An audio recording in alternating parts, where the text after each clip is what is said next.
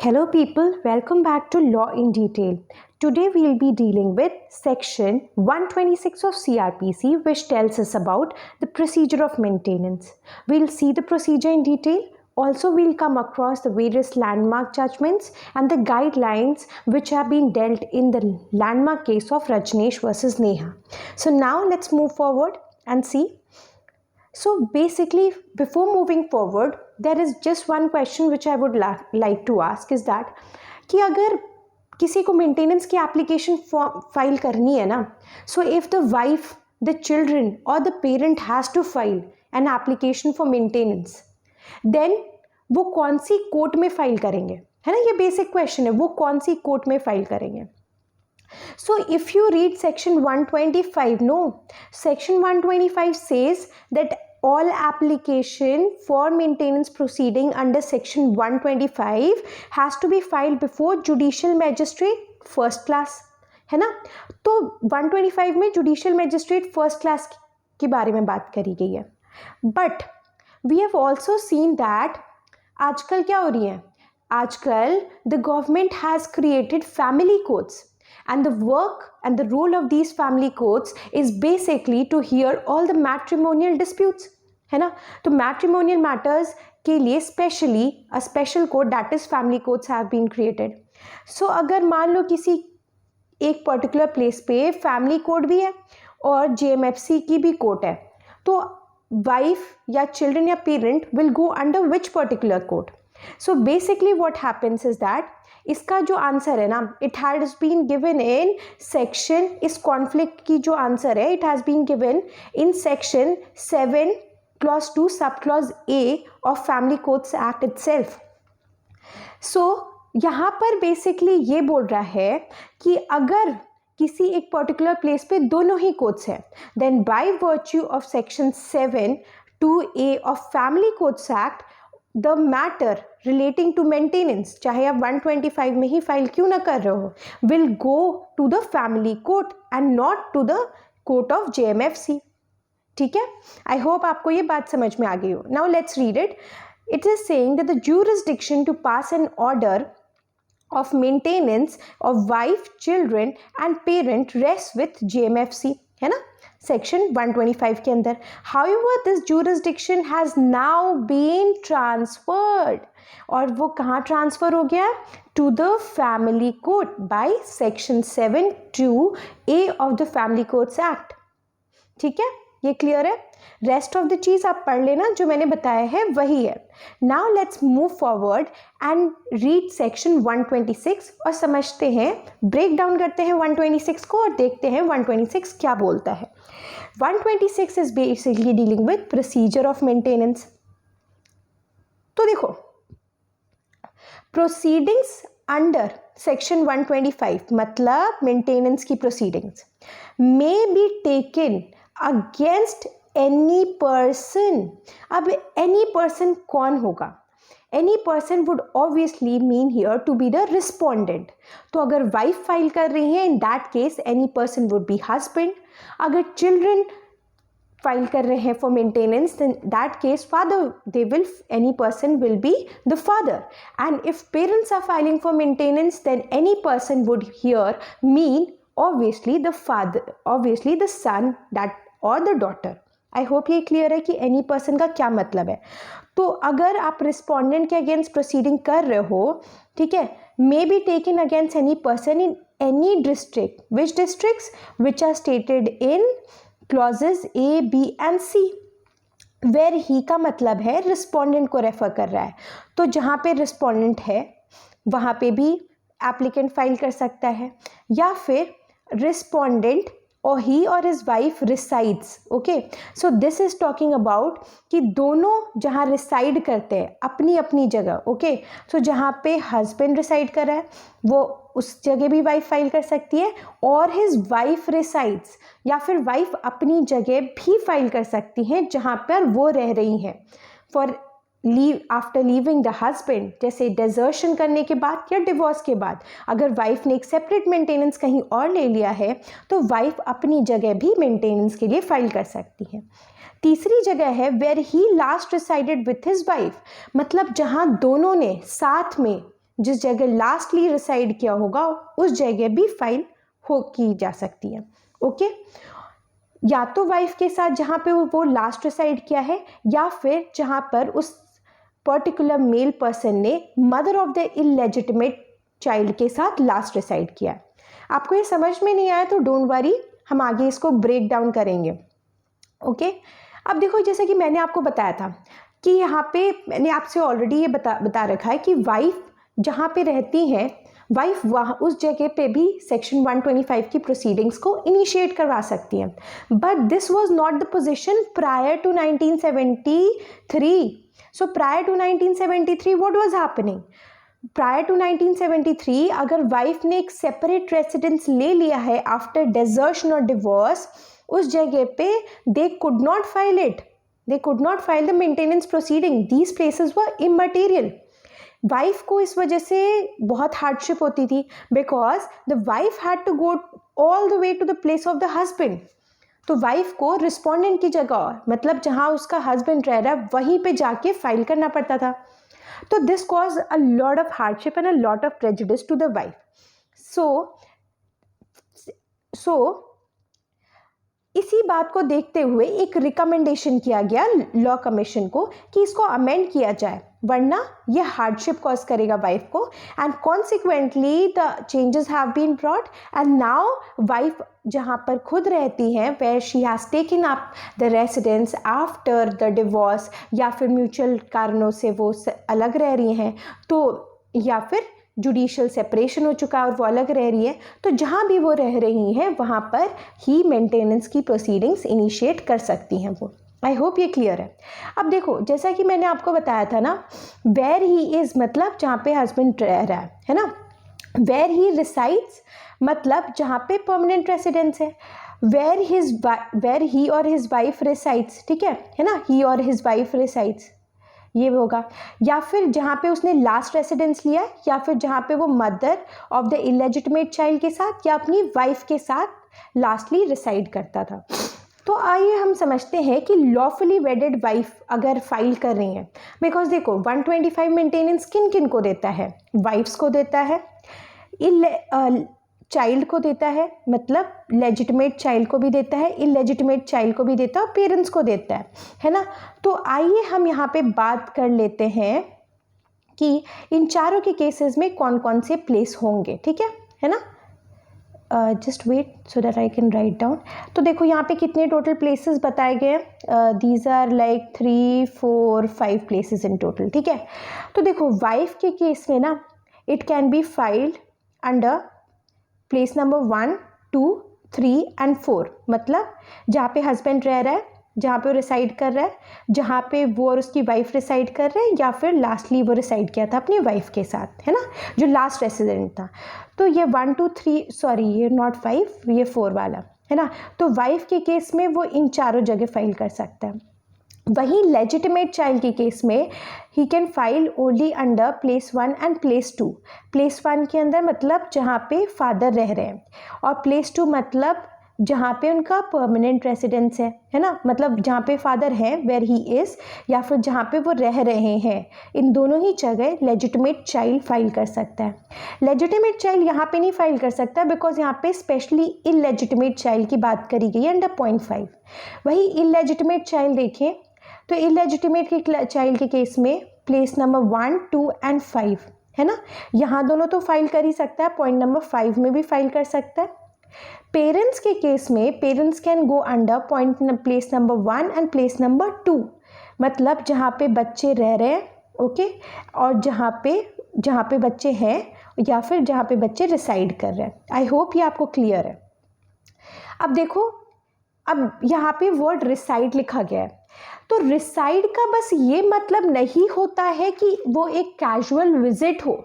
Resides means that there should be an intention to live at that place for a substantial reasonable period of time, है ना। इसी बात को बताया गया था जागीर कौर वर्सेस जसवंत सिंह के केस में। Now let's see, यहाँ पे supreme court held that the expression reside means something more than a flying visit. Flying visit का मतलब है more than a casual visit. तो ये बस कैजुअल विजिट नहीं है in a particular place.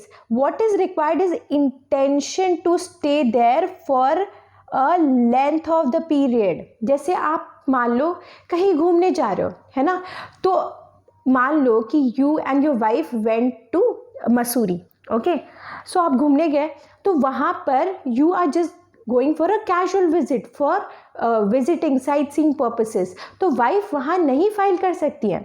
लेकिन जहाँ पे आप रिसाइड कर रहे हो, मतलब आपकी इंटेंशन होनी चाहिए रिसाइड करने की, वहाँ पे ही, और वो भी रिसाइड करने की for a reasonable period of time, है ना, मतलब एक अच्छा खासा ड्यूरेशन होना चाहिए उस जगह पे रिसाइड करने का, तब फाइल कर सकती है।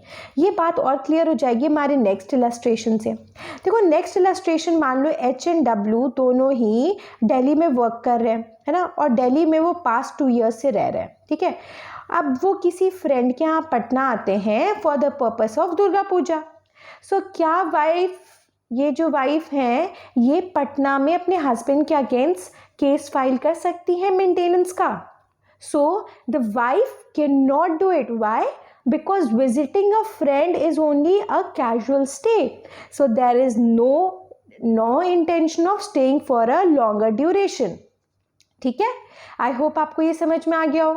अब देखो, अब नेक्स्ट एग्जाम्पल भी देख लेते हैं।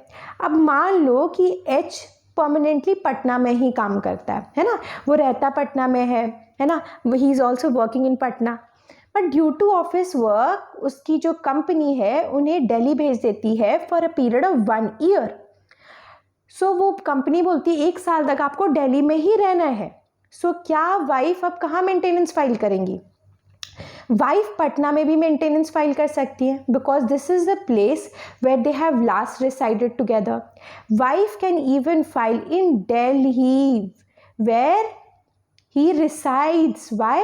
बिकॉज यहाँ पर वो जो रह रहे हैं ना, it is not a casual stay. 1 साल के पीरियड के लिए he is going, so it is not a casual stay, he has a intention of continuing there at least for an year, है ना। तो फिर यहाँ पे दोनों ही जगह इट कैन बी फाइल्ड। अब देखो, हमने देखा कि वाइफ के लिए बहुत सारी ऑल्टरनेटिव फोरम्स हैं, है ना, the maximum of them has been given to the wives. So why it is say कि why it is like so many places are there basically to enable a discarded or a destitute wife and helpless wife and children to get the needed and urgent relief। देखो क्या होता है, wife most of the cases में ना, she is not working. आप ये समझो कि शी इज़ नॉट वर्किंग, या फिर वर्क कर भी रही हैं तो भी आप सोचो कि अगर वो, मतलब ये सेक्शन का पर्पस ही यही है कि डेस्टिट्यूशन ऑफ वेगरेंसी हमारे समाज में प्रिवेल ना करे, तो इस चीज़ को रोकने के लिए they have been provided with maximum alternative forums, कि उन्हें जो मर्जी हो उस फोरम में वो फाइल कर ले, so that it is convenient for them, कि उन्हें जल्दी से जल्दी मेंटेनेंस मिल पाए, ताकि डेस्टिट्यूशन और वेगरेंसी की कंडीशन कभी अराइज ही ना हो। आई होप आप पॉलिसी समझ रहे हो, because any law has a policy behind it. अगर आप पॉलिसी समझ जाओगे ना, तो आपको लॉ को इंटरप्रेट करना बहुत आसान हो जाता है। ओके, अब देखो, हमने देखा कि वाइफ अपने घर पे भी फाइल कर सकती, मतलब wherever she is staying. So supposingly the wife has 2 houses, one in Faridabad and the other in Vasant Kunj Delhi. So अब यहाँ पे 2 जगह, ये दोनों की अलग अलग कोर्ट की जुरिस्डिक्शन में होगी, है ना। मान लो फरीदाबाद कोर्ट 1 की जुरिस्डिक्शन में, वसंत कुंज कोर्ट 2 की जुरिस्डिक्शन में। सो अनदर क्वेश्चन इज कि अब वो कोर्ट 1 में फाइल करेगी या कोर्ट 2 में फाइल करेगी। So here it is up to the wife, वो दोनों ही फोरम्स में से किसी भी फोरम पे फाइल कर सकती है। So jurisdiction is conferred on both Faridabad court as well as Delhi court. Okay, I hope ये आपको समझ में आ गया हो। वैसे ही मान लो फादर और मदर, मतलब पेरेंट्स क्लेम कर रहे हैं मेंटेनेंस फ्रॉम देयर चिल्ड्रन, जो कि सन भी हो सकता है, डॉटर भी हो सकती है। तो अब ये पेरेंट्स भी ना अपनी जगह पे ही फाइल कर सकते हैं वेयर दे रिसाइड, है ना। This has been interpreted by the supreme court. अब देखो, अब now let's come to the second clause. Section 126 का सेकंड क्लॉज देखते हैं। सेकेंड, चूंकि हम प्रोसीजर की बात कर रहे थे 126 के अंदर, और second clause is saying that whatever evidences are been given in such proceeding से we mean here that maintenance की प्रोसीडिंग या फिर इंटरिम मेंटेनेंस की प्रोसीडिंग जो चल रही है 125 में। तो इन प्रोसीडिंग्स के दौरान जितनी भी एविडेंसेस दिए जाएंगे वो सारी evidences shall be taken, so it is mandatory कि उसको लिया जाए in the presence of the person against whom an order for payment of maintenance is proceeded to be made. मतलब यहाँ पे बोल रहा है कि जो भी आप एविडेंसेस पेश करोगे वो रिस्पोंडेंट के प्रेजेंस में पेश करोगे। And why it is so? Why we are telling and why it is a major facet of any criminal law कि आप सारी evidences presence में पेश करते हो, है ना, respondent के accused के। So this is to enable the respondent to, मतलब उसको पता चल पाए कि कौन कौन सी evidences हो पा रही है, and therefore this is a part of natural justice which enables him to take up a better defense. Okay? तो उसके प्रेजेंस में पेश करनी पड़ेगी। लेकिन सपोजिंगली उसकी पर्सनल अपीयरेंस डिस्पेंस कर दिए कोर्ट ने, है ना, कोर्ट ने बोला आपको पेश होने की कोई ज़रूरत नहीं है, तो उस केस में फिर आप क्या करोगे? उस केस में भी यहाँ पे एक रूल बताया गया है कि अगर वो नहीं आ सकता because the court has dispense with the personal attendance, then उसकी प्लीडर की प्रेजेंस में करोगे। तो चलो ये तो पेश करने की बात होगी। अब एविडेंसेस की जो रिकॉर्डिंग होती है वो हम किस अकॉर्डिंग करेंगे, है ना, because when you study CRPC criminal law वगैरह, तो उसमें देखो this is not exactly a criminal proceeding, it is a quasi criminal proceeding 125। तो यहाँ पे जो एविडेंस रिकॉर्ड होगी वो उसी मैनर में होगी जैसे कि समन केसेस में होती है। I hope it is clear. अब देखो नेक्स्ट आते हैं, अब आते हैं प्रोवाइजो के अंदर। What is the proviso saying? Basically the proviso is saying that if the magistrate is satisfied, no, वो एविडेंसेस को देख के सैटिस्फाइड, मतलब ऑब्वियसली एविडेंसेस को देखकर ही satisfied that the person against whom and order for payment of maintenance is proposed to be made. मतलब ये रिस्पोंडेंट की बात कर रहा है इन शॉर्ट में, है ना, कि सैटिस्फाइड है कि रिस्पोंडेंट विलफुली अवॉइड कर रहा है सर्विस या फिर विलफुली निग्लेक्ट कर रहा है कोर्ट को अटेंड करने से, है ना। तो अगर मैजिस्ट्रेट एविडेंसेस के द्वारा सैटिस्फाइड है कि जो हमारा रिस्पोंडेंट है दैट इज हस्बैंड जो है, फादर जो है, बच्चे जो हैं जिनको मेंटेनेंस देना है, जिनके अगेंस्ट मेंटेनेंस ऑर्डर पास की जा सकती है, वो जानबूझकर विलफुली अवॉइड कर रहे हैं सर्विस या फिर निग्लेक्ट कर रहे हैं कोर्ट आने से, तो मैजिस्ट्रेट इस केस में एक्स पार्टे डिसाइड कर देगा केस। क्यों एक्स पार्टे कर रहा है? X Partey means in the absence of the opposite party. और क्यों यहाँ पे एक्स पार्टे कर रहा है? बिकॉज वो पार्टी डिफॉल्ट में ना जो नहीं आ रहा है, दे आर विलफुली डिलेइंग, वो उनकी डिले टैक्टिक है। So obviously a person who is doing the wrong, आप उनको अलाउ नहीं कर सकते ना कोर्ट के प्रोसीजर को फ्रस्ट्रेट करने के लिए, तो इसलिए कोर्ट उनके एब्सेंस में ही कोर्ट को केसेस को एक्स पार्टे सुन लेगा। And any order so made, और जो भी मेंटेनेंस में ऑर्डर पास करता है वो चाहो तो जो पार्टी एब्सेंट था वो सेट असाइड भी करा सकता है, but he has to show a good cause. जैसे वो ये बोल दे कि मेरा एक्सीडेंट हो गया था इसलिए मैं नहीं आ पाया, या I was in a foreign destination, मुझे नहीं पता चल पाया, है ना, कि ऐसी प्रोसीडिंग्स में ऐसी तारीख पड़ी है, ठीक है ना, मेरा एक्सीडेंट हो गया था, I was physically not well, कुछ भी आप बोल सकते हो। It should be a good reason. अगर गुड रीजंस आपने दिखाया, और वो भी गुड रीजंस दिखाना आपको within 3 months from the date thereof, है ना, 3 months के अंदर दिखाना है, तो कोर्ट इस ऑर्डर को जो उसने एक्स पार्टी पास किया है उसको सेट असाइड भी कर देगी, लेकिन कोर्ट चाहे तो कॉस्ट वगैरह लगाकर उसको सेट असाइड करेगी। ठीक है, ये समझ में आ गया। अब देखो, अब मैं आपको ये बताती हूँ। अच्छा ठीक है, आगे बढ़ते फिर मैं बताऊंगी आपको। अब देखो, एक चीज़ है ना कि हमने वहाँ पे पीछे 2 टर्म्स पढ़े कि जब वो विलफुली अवॉइड कर रहा है सर्विस या विलफुली निग्लेक्ट कर रहा है कोर्ट अटेंड करने से। सो यहाँ पर है कि what you mean by these terms. Wilfully avoiding service means he is not letting the summon get served. वो घर ताला लॉक करके चला गया है, वो जब देखता है भाग जाता है. So he is not letting the summon been served. वो है विलफुली अवॉइडिंग सर्विस. और विलफुली निग्लेक्टिंग का मतलब है कि summon has been served but वो जानबूझकर कोर्ट में नहीं आ रहा है. तो इन दोनों ही केसेस में एक्स पार्टी कर देगी. और सेट असाइड करना है तो 3 मंथ्स के अंदर गुड कॉस्ट शो करना पड़ेगा. तो कॉस्ट वगैरह लगाकर सेट असाइड कर सकती है कोर्ट. ठीक है, आई होप आपको ये क्लियर हो गया होगा.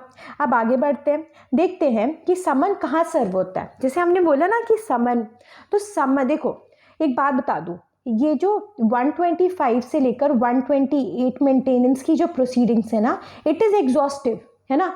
किस कौन मेंटेनेंस देगा, ठीक है, कौन सी टेरिटोरियल जुरिस्डिक्शन में होगा, इन्फोर्समेंट कैसे की जाएगी, ये सारी बातें ना, ये जो मेंटेनेंस का चैप्टर है ना, चैप्टर 9, सारी बातें वहाँ पे कंटेंट है. So you do not need to look into any other chapter, it is exhaustive. This chapter 9 is exhaustive. लेकिन समन के पर्पस के लिए it is not exhaustive.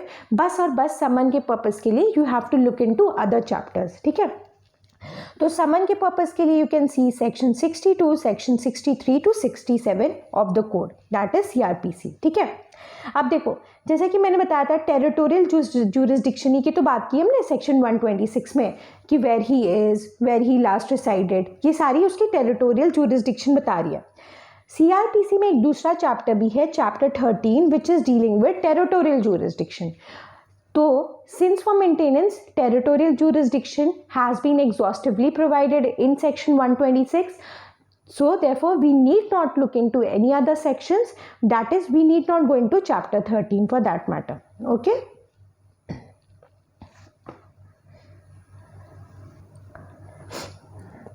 and the next question which comes up is कि हमने देखा 3 months के अंदर he has to show cause. So this period of 3 months will start from which date is the question. कौन सी date से start होगा. तो देखो अगर आप सॉरी तो अगर आप बैराक पढ़ते हो ना, तो बैराक में इट इज टेल्ड कि 3 months from the date thereof. तो बैराक के अकॉर्डिंग इट इज अंडरस्टूड कि date thereof means the date of passing of the order. So if we interpret it that way, 3 months would start from the date of passing of the ex parte order. But there are various other books, no, उसमें बोला गया है कि 3 months का period will start not from the date of passing of the order, rather it will start from that date on which the respondent had the knowledge of the order. Respondent को knowledge हो कि अच्छा मुझे समन आया था, जिस दिन से उसको नॉलेज है. मान लो 1 तारीख को समन गया है but he is having a knowledge from 3rd, तो 3rd से स्टार्ट होगा. So some books are writing that while some books are telling other things, so there is an ambiguity which still prevails. तो आप मुझे बताना कि कौन से डेट्स में एक्चुअली मतलब आपके पर्टिकुलर जुरिस्डिक्शन में कौन से डेट्स को कंसिडर किया जाता है. Next we'll see clause 3. Clause 3 is basically telling that the court in dealing with application shall have the power to make such order as to cost. मतलब मेंटेनेंस का order decide करते वक्त court चाहे तो cost भी लगा सकती है. ओके, तो कोर्ट कॉस्ट भी लगा सकती है. आई होप ये क्लियर है. And if you like a channel please do subscribe to law in detail. और अगर आपको कुछ डाउट है do comment in a comment section. Now let's move forward and एक बार हम रिवाइज कर लेते हैं the procedure which I have already told you. So while you are putting the application, you have to aver that you are unable to maintain yourself, है ना, or all the proceedings will be in the presence of the pleader, and if it is dispensed with, then in the presence of the respondent, or if the proceedings has been dispensed with, then in the presence of the pleader. And all the evidences will be recorded accordingly in the manner provided in the summons case. And next is, if you are willfully avoiding service or neglecting to attend the court, then ex parte order will be passed. Okay, and the order for maintenance shall direct the person responsible to maintain the claimant make a monthly allowance, है ना, monthly allowance का court order दे सकती है, और जितना monthly rate होगा वो quantum के अकॉर्डिंग कोर्ट डिसाइड करेगी, है ना. फिर now let's move forward. The court में order for payment of interim maintenance also. तो ये मेंटेनेंस की बात कर रहा है, ये इंटरिम मेंटेनेंस की बात कर रहा है। दोनों ही चीज़ें कोर्ट ऑर्डर कर सकती हैं। कोई और अदर अप्रोप्रिएट ऑर्डर भी दे सकते हैं, for example the order to pay cost etcetera. फिर ये जो इंक्वायरी है उसको आप ट्रायल नहीं बोलोगे, है ना, और नहीं इसमें अगर हस्बैंड को ऑर्डर दे रही है ना, फादर को ऑर्डर दे रही है या फिर चिल्ड्रन को ऑर्डर दे रही है, तो it can not be termed as conviction, और नहीं ऑर्डर दे रही है तो it can not be termed as acquittal, because it is just a mere inquiry and it is not a trial in proper sense. Next thing is, जो copy होगी ना इस मेंटेनेंस ऑर्डर की, वो दी जाएगी, शैल बी गिवन, है ना, to the person in whose favour it is made, applicant के फेवर में, या फिर एप्लीकेंट माइनर है तो उसकी गार्जियन को दी जाएगी। Okay, so this was all. I hope you have understood the video. कोई कंफ्यूजन है तो आप देखो। And one more important thing, Rajnish versus Neha case is also laying down some important guidelines on the maintenance. I've already made a video on that. I've put the link in the description box. So if you want, you can go and check it out. Thank you.